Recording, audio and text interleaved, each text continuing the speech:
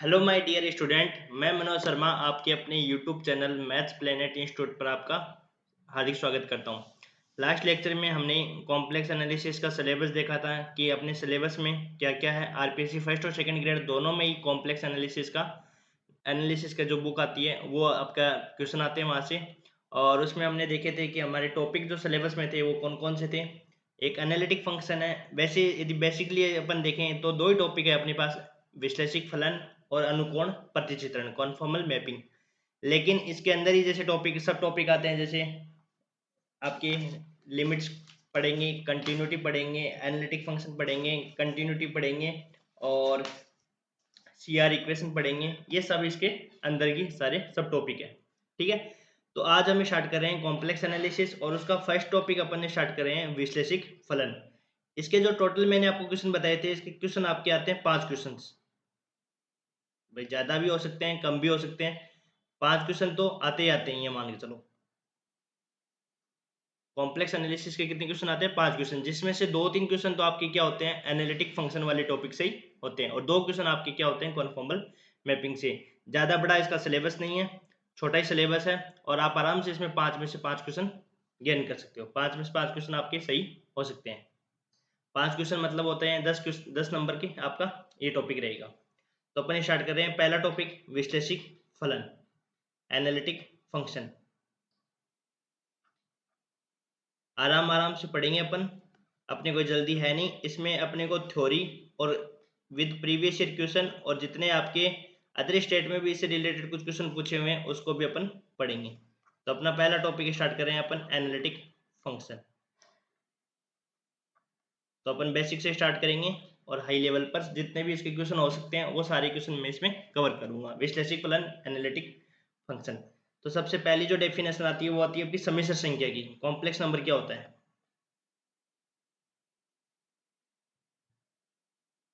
सम्मिश्र संख्या, complex number.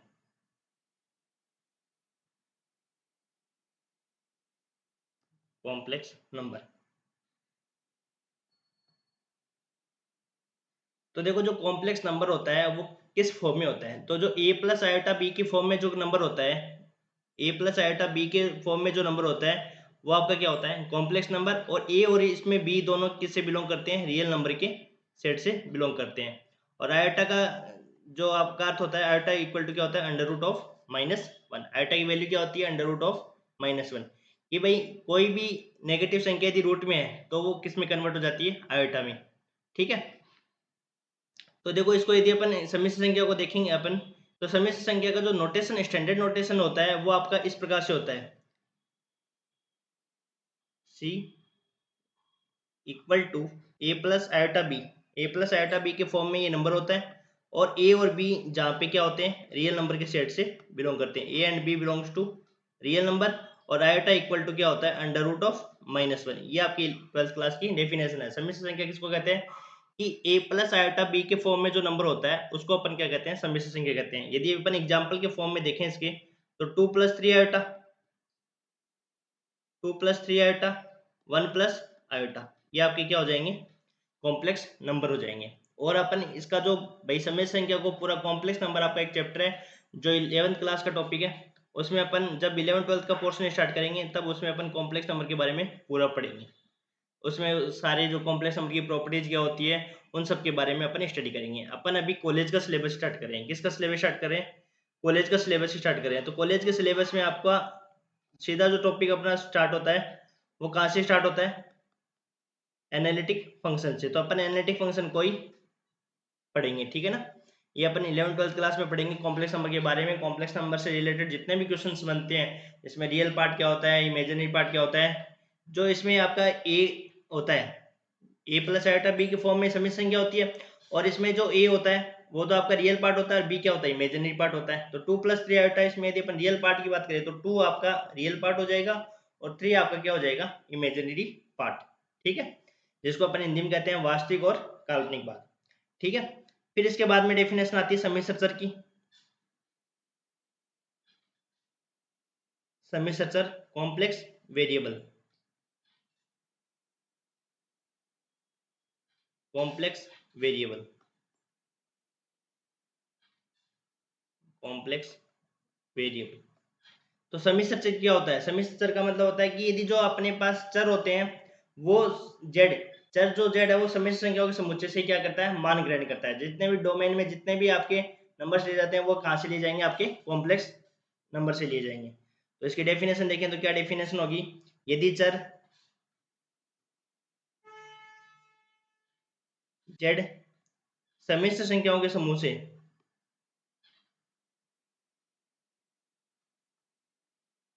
यदि चर जेड सम्मिश्र संख्याओं के समुच्चय से मान ग्रहण करता है, यदि जेड किससे ग्रहण करे? सम्मिश्र संख्याओं का जो सेट होता है उस सेट से यदि मान ग्रहण करता है उसे ही अपन क्या कहते हैं? कॉम्प्लेक्स वेरिएबल कहते हैं। यदि चर जेड आपका जो चर जेड है ना वो क्या करता है? कहाँ से नंबर ग्रहण करता है? सम्मिश्र संख्याओं के समुच्चय से ग्रहण करे। आपको ये डेफिनेशन सिर्फ समझनी है, आपके ये एग्जाम में नहीं पूछा जाएगा कि सम्मिश्र चर की परिभाषा बताओ, ऐसा कुछ नहीं पूछेगा। आपको बस सिर्फ चीजें क्या समझनी है। समुच्चय से मान ग्रहण करता है,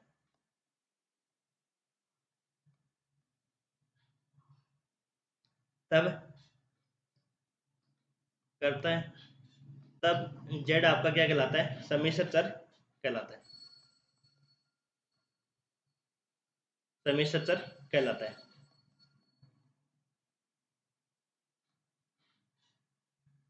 इसे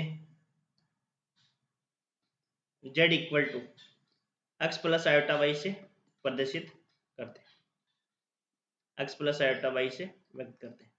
ठीक है, इसमें सिर्फ आपको इतना ध्यान रखना है कि जो जेड होता है ना, जो आपका चर जेड होता है वो आपको कहाँ से संख्या ग्रहण करता है? सम्मिश्र संख्याओं के समुच्चय से ग्रहण करता है, तब जेड क्या कहलाता है? आपका सम्मिश्र चर कहलाता है। इसे जेड बराबर एक्स प्लस आयोटा वाई से व्यक्त करते हैं। अब इसके बाद में डेफिनेशन आती है सम्मिश्र फलन की। कॉम्प्लेक्स फंक्शन, कॉम्प्लेक्स फंक्शन क्या होता है इसके बारे में पढ़ते हैं। देखो, सम्मिश्र फलन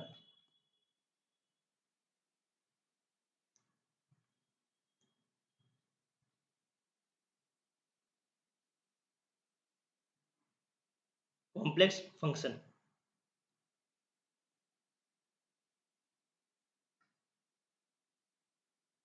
कॉम्प्लेक्स फंक्शन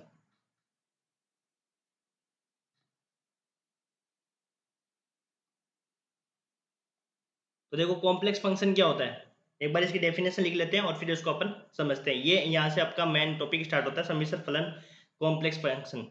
जैसे रियल में फंक्शन होता है उसी प्रकार कॉम्प्लेक्स में भी फंक्शन होता है। तो देखो उसकी डेफिनेशन क्या होती है? यदि जेड के प्रत्येक मान के लिए, जेड के प्रत्येक मान के लिए एक या अधिक के लिए एक अधिक निश्चित मान प्राप्त हो, एक या अधिक निश्चित मान प्राप्त हो, एक या अधिक निश्चित मान प्राप्त हो, तब एफ जेड को जेड का सम्मिश्र फलन कहते हैं। जेड का क्या कहते हैं? सम्मिश्र फलन कहते हैं, सम्मिश्र फलन कहते हैं। इसे W बराबर एफ जेड से व्यक्त करते हैं, W बराबर एफ जेड से व्यक्त करते हैं।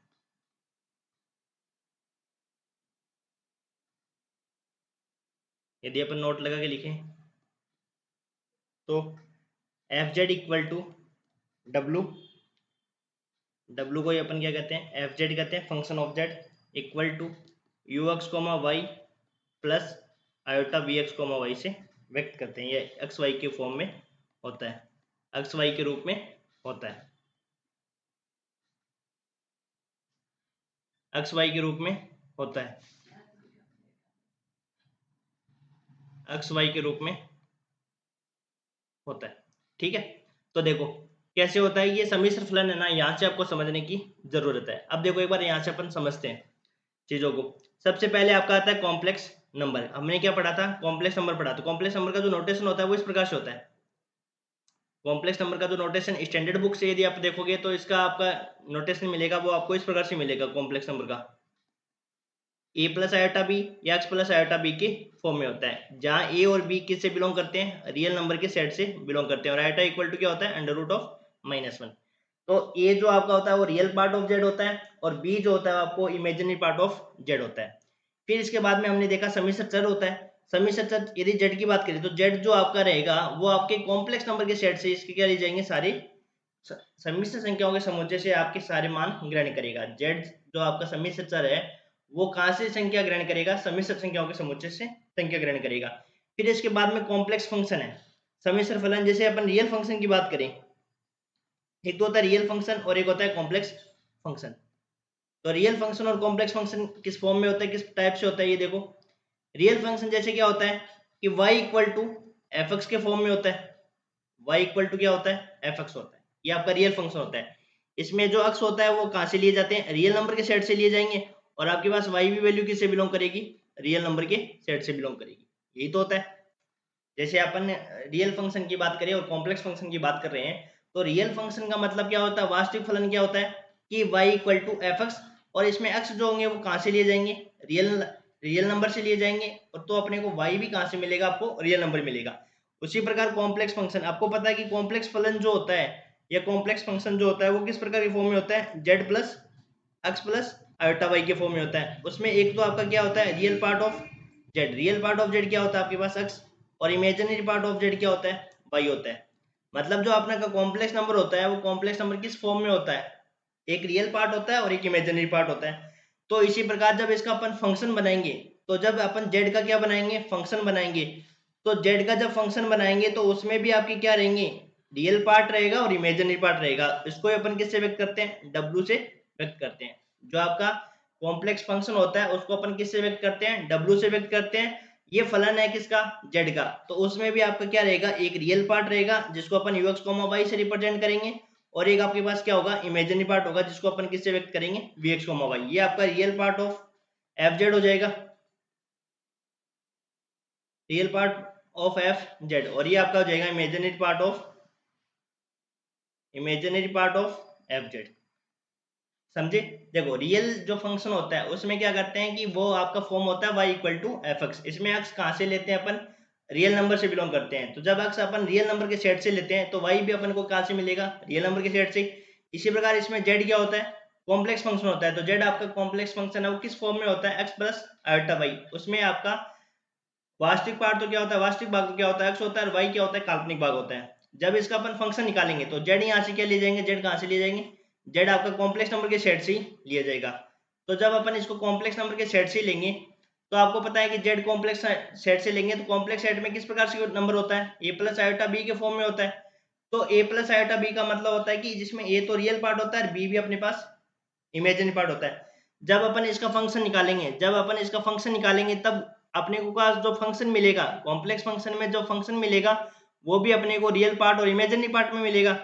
तो अपने पास क्या होगा, जैसे मान लो अपने पास z बराबर एक्स प्लस आयोटा वाई है, जब अपन इसका फंक्शन निकालेंगे तब अपने को इसको किससे व्यक्त करेंगे, एफ जेड से व्यक्त करेंगे, और ये एफ जेड अपने पास क्या होता है, डब्ल्यू होता है। तो इसमें भी अपने पास क्या होगा कि जब अपने को कॉम्प्लेक्स नंबर का यदि अपन जब फंक्शन निकालेंगे, कॉम्प्लेक्स फंक्शन निकालेंगे, तो उसमें आपको क्या मिलेगा, रियल पार्ट मिलेगा एक, और एक अपने को क्या मिलेगा, इमेजिनरी पार्ट मिलेगा। यही परिभाषा लिखिए कि जेड के प्रत्येक मान के लिए एक ही अधिक निश्चित मान प्राप्त हो तब एफ जेड को जेड का सम्मिश्र फलन कहते हैं, और इसको अपन किससे व्यक्त करते हैं, डब्ल्यू से व्यक्त करते हैं। डब्ल्यू बराबर क्या होता है, एफ जेड के फॉर्म में होता है। डब्ल्यू बराबर किस फॉर्म में होता है, एफ जेड, और अपने पास एफ जेड किस फॉर्म में होता है, U x comma Y plus iota V x comma Y.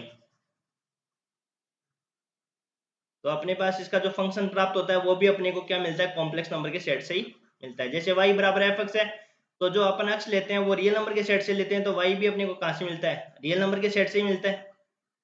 उसी प्रकार क्या होता है कि जैसे अपन कॉम्प्लेक्स फंक्शन में लेंगे, तो यदि अपन नंबर कॉम्प्लेक्स लेंगे तो अपने को इसका फंक्शन जो मिलेगा वो भी एक अपने को क्या मिलेगा, कॉम्प्लेक्स नंबर ही मिलेगा। उसमें भी एक रियल पार्ट होगा और एक इमेजिनरी पार्ट होगा। ये अपने पास क्या आ गया, सम्मिश्र फलन की डेफिनेशन आ गई। और अपन एक एग्जांपल से इसको क्लियर और कर लेते हैं।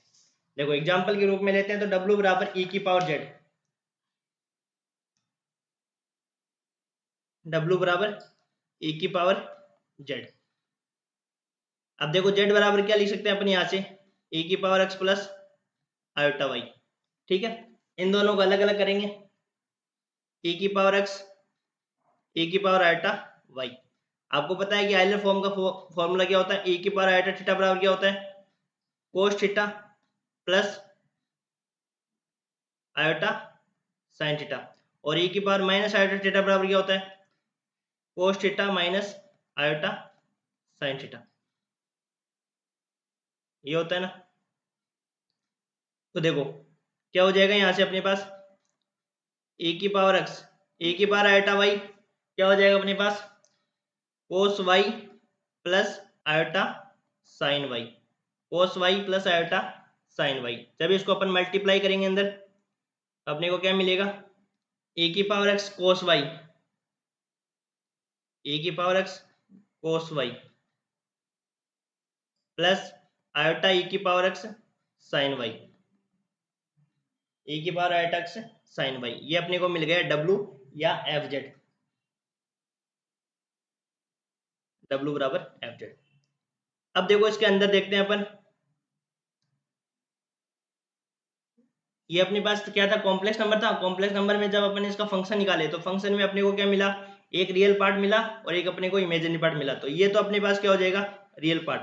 तो इसको तो अपन किससे व्यक्त करेंगे, यू एक्स कोमा वाई से, और ये आपका इमेजिनरी पार्ट हो जाएगा। तो इसको अपन किससे व्यक्त करेंगे, वी एक्स कोमा वाई। तो अपने पास ये कॉम्प्लेक्स नंबर किस फॉर्म में मिल गया, U x comma Y plus iota V x comma Y. ये अपने को मिल गया डब्ल्यू।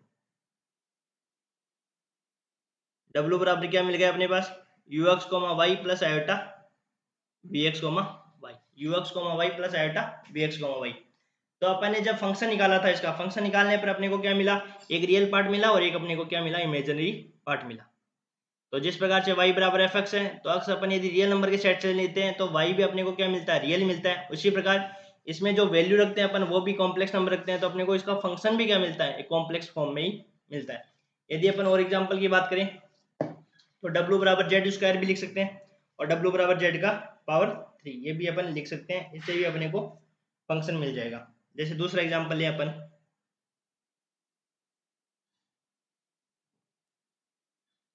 w बराबर जेड स्क्वायर, तो इसको अपन क्या लिख सकते हैं, x प्लस आयोटा वाई का स्क्वायर। तो a प्लस बी का स्क्वायर क्या होता है, a का स्क्वायर प्लस b का square plus 2x iota Y. तो यहाँ से अपने पास क्या हो जाएगा, x स्क्वायर प्लस आयोटा का स्क्वायर y का square plus 2x iota Y. तो यहाँ से अपने पास क्या हो जाएगा, एक्स स्क्वायर, आयोटा स्क्वायर क्या होता है, -1, आयोटा इक्वल टू क्या होता है, अंडर रूट -1। तो आयोटा स्क्वायर क्या हो जाएगा अपने पास, -1। तो यहाँ पे हो जाएगा अपने पास x square minus y square plus iota 2x y. तो ये अपने पास क्या हो जाएगा, एक रियल पार्ट हो जाएगा और एक अपने पास क्या मिल जाएगा, इमेजिनरी पार्ट मिल जाएगा। तो इसको तो अपन क्या कह देंगे, U x comma Y plus iota V x comma Y. तो ये हो जाएगा अपने पास w बराबर U x comma Y plus iota V x comma Y. इसके बाद में डेफिनेशन आती है एक मानी फलन, सिंगल वैल्यूड फंक्शन। तो सिंगल वैल्यूड फंक्शन क्या होता है उसके बारे में पढ़ते हैं। देखो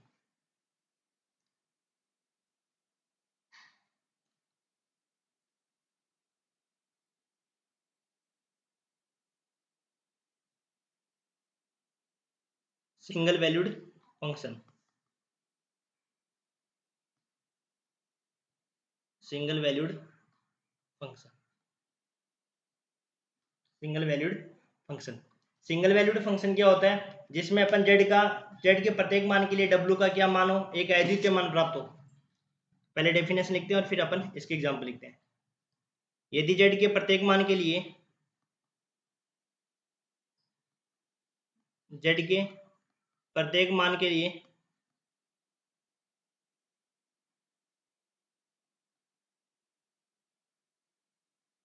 डब्ल्यू के अद्वितीय मान प्राप्त हो,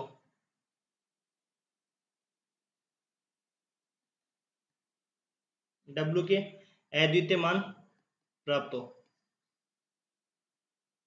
एकलमानी फलन कहलाता है, एकलमानी फलन कहलाता है।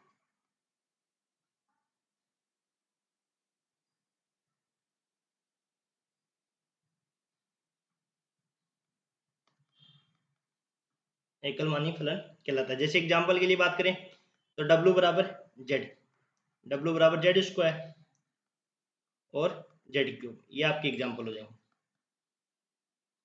जैसे मान लो यदि अपन एग्जांपल लें W बराबर जेड स्क्वायर की बात करें तो W बराबर जेड स्क्वायर आपका क्या होता है, सिंगल वैल्यूड फंक्शन होता है। यदि इसमें अपन क्या रखें, जेड बराबर आयोटा रखें तो जेड बराबर आयोटा रखने पर अपने को क्या मिलेगा, W बराबर आयोटा का स्क्वायर, जेड के स्थान पर क्या रख देंगे, आयोटा रख देंगे, तो आयोटा स्क्वायर क्या होता है आपके पास, -1 होता है। आयोटा स्क्वायर बराबर क्या होता है, -1 होता है। तो अपने को एक वैल्यू रखने पर क्या मिली, एक ही वैल्यू मिली, तो ये आपका क्या हो जाएगा, सिंगल वैल्यूड फंक्शन। ठीक है। जेड क्यूब की बात कर लो तो जेड क्यूब में जैसे मान लो अपन ने रख दिया जेड बराबर 2 रख दिया। अब 2 प्लस आयोटा 0 की फॉर्म में होता है ना, जैसे आपका रियल नंबर का जो सेट होता है ना, जैसे 2 प्लस आयोटा, ये भी क्या होता है, कॉम्प्लेक्स फॉर्म में लिख सकते हैं ना 2 को अपन, 2 प्लस आयोटा इंटू 0, तो ये भी आपका क्या बन गया, कॉम्प्लेक्स नंबर बन गया। तो यहाँ पे यदि जेड बराबर 2 रखें अपन, तो जेड बराबर 2 रखेंगे तो यहाँ पे क्या मिलेगा अपने को, अपन रखेंगे जेड का क्यूब में, तो जेड के क्यूब में रखेंगे तो यहाँ पे हो जाएगा 2 की पावर 3, तो ये आपको मिल गया 8। तो ये आपकी क्या हो गई, यूनिक वैल्यू हो गई। एक वैल्यू रखने पर अपने को क्या मिल गई, यूनिक वैल्यू। ठीक है। तो ये अपने पास क्या हो जाएगा, एकलमानी फलन।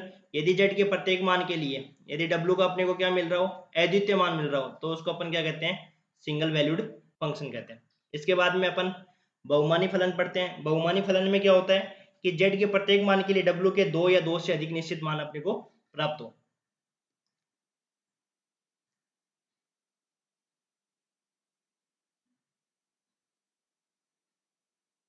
बहुमानी फलन,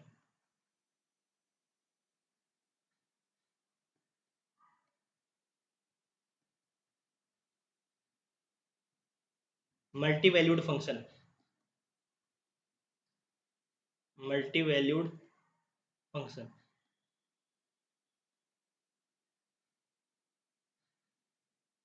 तो इसकी क्या परिभाषा हो जाएगी, यदि जेड के प्रत्येक मान के लिए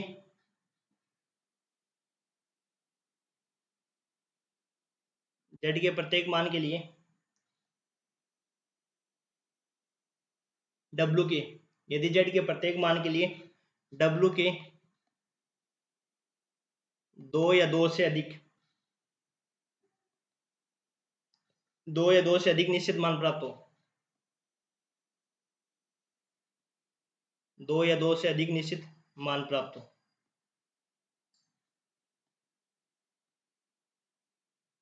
2 या 2 से अधिक निश्चित मान प्राप्त हो, बहुमानी फलन कहलाता है।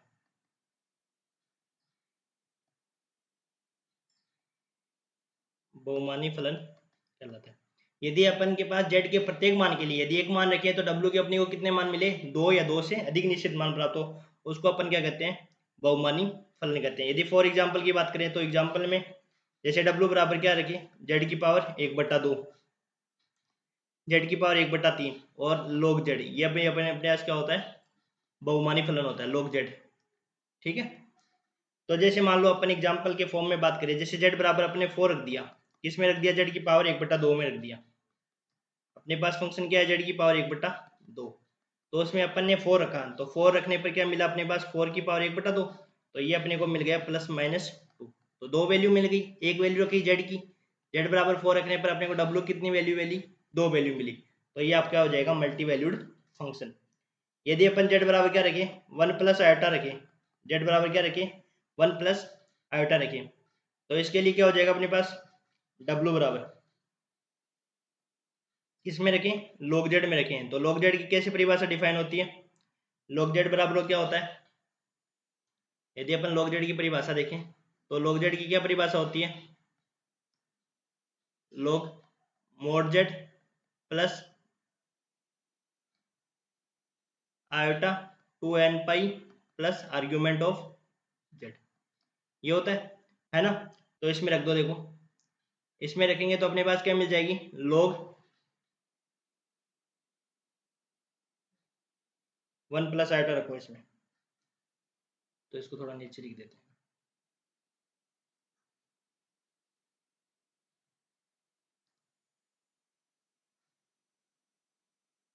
तो ये हो गया अपने पास क्या, W बराबर रख दिया अपन ने किसमें,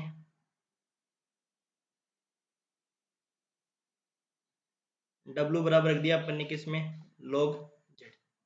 तो यहाँ से W बराबर क्या हो जाएगा अपने पास, log z, z की जगह रख दिया अपन ने 1 प्लस आयोटा। तो log z कैसे डिफाइन है, log mode of z, mode कैसे निकालते हैं, 1 plus iota plus iota 2n pi plus argument of z।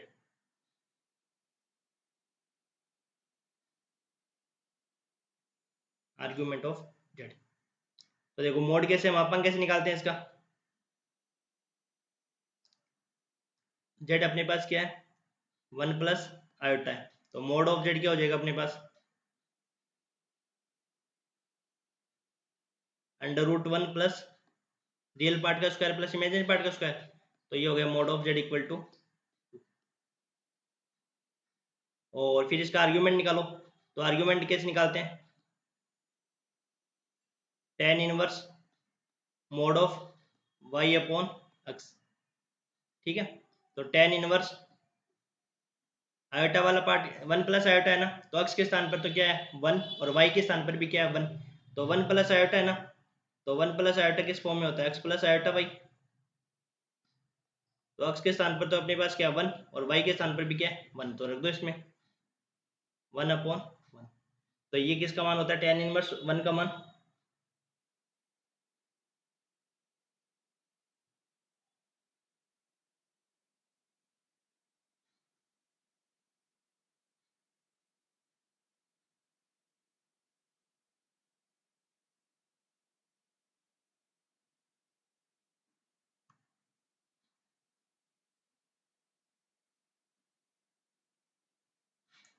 तो रखो यहाँ पे, देखो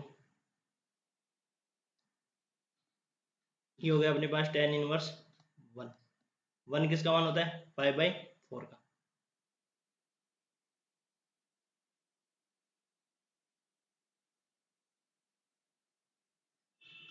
पाई बाई, और ये फर्स्ट क्वाड्रेंट में, तो फर्स्ट क्वाड्रेंट में तो आपको पता है दोनों पॉजिटिव होते हैं, तो ये वैसे क्या होता है फर्स्ट क्वाड्रेंट में क्या हो जाएगा, यही वैल्यू हो जाएगी अपने पास, थीटा होता है ना, दूसरे में पाई माइनस थीटा, तीसरे में माइनस पाई माइनस थीटा, और फिर फोर्थ में माइनस थीटा। तो ये हो जाएगा log under root 2 plus iota 2n pi plus argument of Z कितना हो जाएगा पाई बाई, ठीक है। तो ये अपने पास क्या मिल जाएगा, log w की वैल्यू अपने पास कितनी मिल जाएगी, 2 या 2 से ज़्यादा मिल जाएगी। जैसे जैसे n का मान रखते जाएंगे वैसे वैसे इसमें वैल्यू मिलती जाएगी, ठीक है। तो ये अपने पास क्या हो गया, मल्टी वैल्यूड फंक्शन हो गया।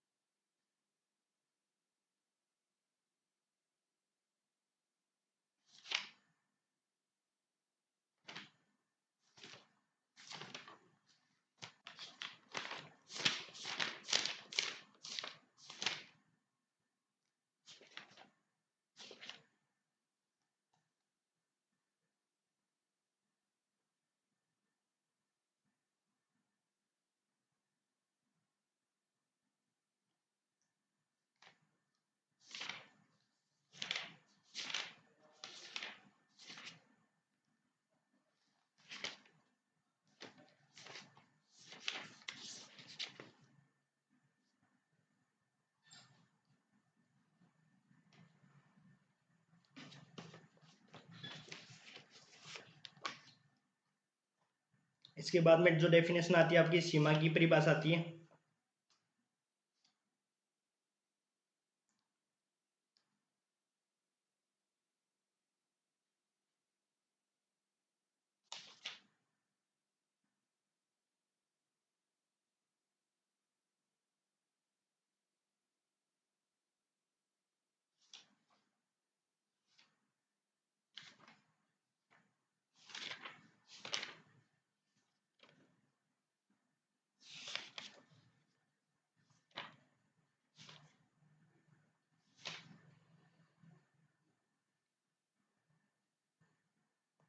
ठीक है।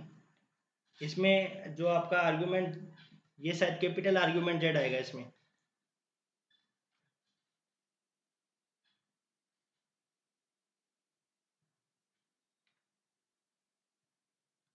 To N pi plus theta कर लो चाहे, आर्गुमेंट जेड आएगा इसमें, ये थीटा आएगा।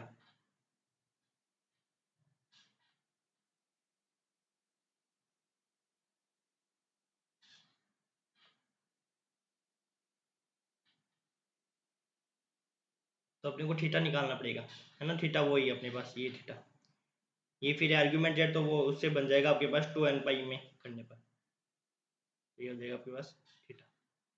थीटा बराबर tan inverse y upon x, ठीक है। ये थीटा मान हो जाएगा 2n पाई प्लस, ये चीज़ देख रहा था मैं, कंफर्म कर रहा था। यहाँ पे आपका हो जाएगा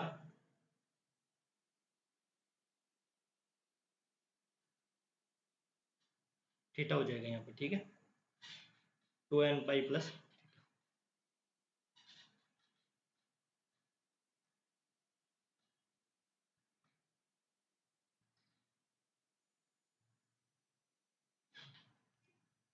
इसमें देखो थोड़ा सा सही से लिख देते हैं इसको।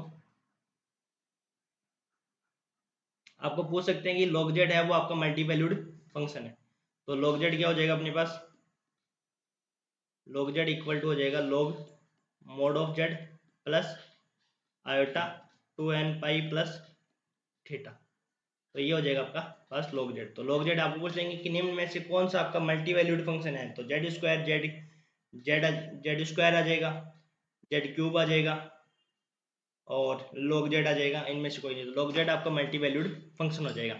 फिर अब अगले लेक्चर में अपन क्या करने वाले हैं, अगले लेक्चर में अपन पढ़ेंगे लिमिट कंटिन्यूटी, जहाँ से क्वेश्चन एग्जाम में पूछे जाते हैं। लिमिट का लास्ट ईयर आपका अभी जो सेकंड ग्रेड हुआ उसमें लिमिट का क्वेश्चन आपका पूछा हुआ है, और जो फेमस एग्जाम्पल है, ठीक है। तो जो भी बच्चे RPSC first grade second grade की तैयारी कर रहे हैं उनको ये वीडियो शेयर कर देना, ताकि ज़्यादा से ज़्यादा बच्चे कनेक्ट हो सके, ठीक है। Thank you.